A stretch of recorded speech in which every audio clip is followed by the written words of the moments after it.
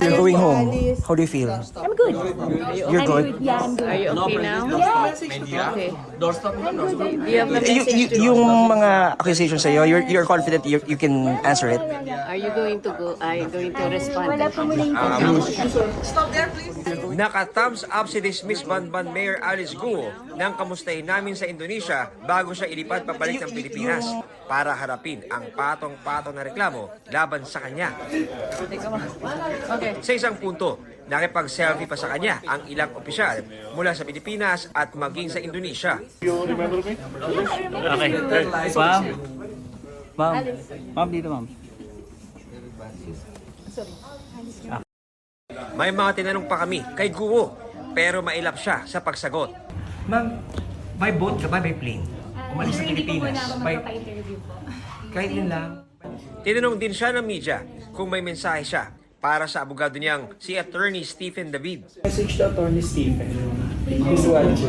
Dito na nga mga kapuso sa ating likuran si Mayor Alice Guo at nagsisimula na itong turnover mula sa Indonesian authorities papunta sa mga otoridad ng Pilipinas, sa BI, PNP at makikita natin ngayon gilman na siya ng semento at sisikapin na ngayong araw na to ay mailipad na pabalik ng Maynila. Itong si how are you ma'am? How are you? How are you? Very good. Sa isang punto, nung nagpupulong ang mga otoridad ng Pilipinas at Indonesia, nabanggit pa ni Guo kay Intersecretary Benhur Abalos na nagkita na sila dati. Hi, sir. Alice, ikaw pala si Alice. Hindi kita Opo, nakita ko nakikilala. tayo before. Saan? Tarlac po, sir. Ando ka ba nung mayor ka doon? Opo. Ando sila, no? Sila governor? Opo, opo, sir. Yung nagpunta. Ikaw talaga. Pero nabanggit din ni Guo ang tungkol sa umano'y death threat laban sa kanya. Humihingi ng tulong si Guo kay Abalos, pero sa tugon ni Abalos, nawala ang audio. Sir, patulong. May decret po kasi. Di bale, basta importante. Totoo, tingnan Opo, sir. natin Opo. ito. Ha? Kaya nga, kumuha na kami ng private plane dito para maano. Kasi ako tingin ko para ngayon Chinese. Ma'am, may death threat ka daw? May death threat ka daw? May death threat ka daw, ma'am? May death threat ka? Ma'am, may death threat ka daw? You media. Stop. Don't. You media. Don't stay. Isa si Abalos sa mahigit 10 sumundo kay Guo mula sa Pilipinas, kasama si PNP Chief Romel Barbil at ang parehong team ng DOJ na sumundo kina Sheila Guo at Cassandra Ong at tumutok din sa paghahanap kay Alice Guo, katuwang ang kanilang Indonesian counterparts. We have process.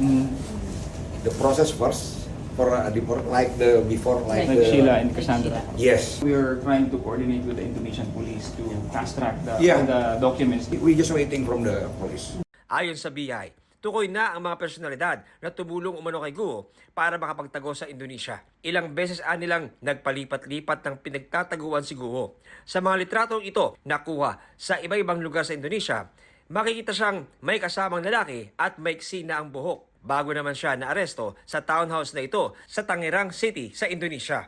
Based dun sa information na binato sa akin ng ating informant, sinasabi na takot din daw siya, sinasabi niya sa Chinese mafia. Kinausap ko itong informant na to at sinabi ko na nandito kami sa Jakarta upang kung siya nga ay susuko, we can safely send her back to the Philippines. Hindi nasabi sa amin kung anong means yung sinasabing death threat. Ito na mga kapuso, mga sa ating harapan itong si Mayor Alice Guo. Bibigay lang ng pagpapahayag sa mga member ng media dito sa Indonesia at matipid yung kanya mga sagot, no? At inaalam na lang natin kung aabot siya sa oras, pero hopefully ma-adjust naman daw ito, sabi ng BI, para siya ay makaalis na dito sa Pilipinas, sa Indonesia, papadrik dyan sa Pilipinas.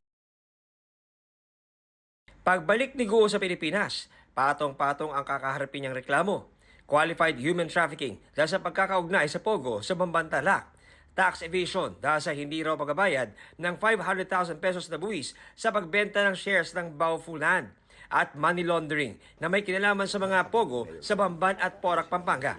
May petition din para kansilahin ang kanyang birth certificate, freeze order sa kanyang bank accounts at ari-arian at co-warranto petition para ipawalang bisa ang kanyang proklamasyon bilang alkalde. Inaprubahan din ang rekomendasyon ng Comelec Law Department na imbestigahan si Guo para sa umano'y material misrepresentation dahil sa pagsisinungaling umano sa Certificate of Candidacy noong tumakbo siya bilang mayor noong 2022 elections. At nauna na ring na-dismiss si Guo bilang alkalde dahil sa grave misconduct hinggil sa pagpapahintulot sa operasyon ng Pogo sa Bamban. Pero sa lahat ng ito, noong mga panahong hinahanap siya ng mga otoridad, wala pang korte na nakapag-issue ng arrest warrant laban sa kanya. Ngayong araw, naglabas ang Tarlac RTC Branch 109 ng warrant of arrest laban kay Guo. Kaugnay yan ng reklamong paglabag sa Anti-Graft and Corrupt Practices Act dahil sa paggamit umano sa kanyang pwesto para paboran ang Baofu sa Bamban. 180,000 pesos ang itinakdang piyansa. Mula rito sa Indonesia, para sa GMA Integrated News, John Consulta ang inyong saksi.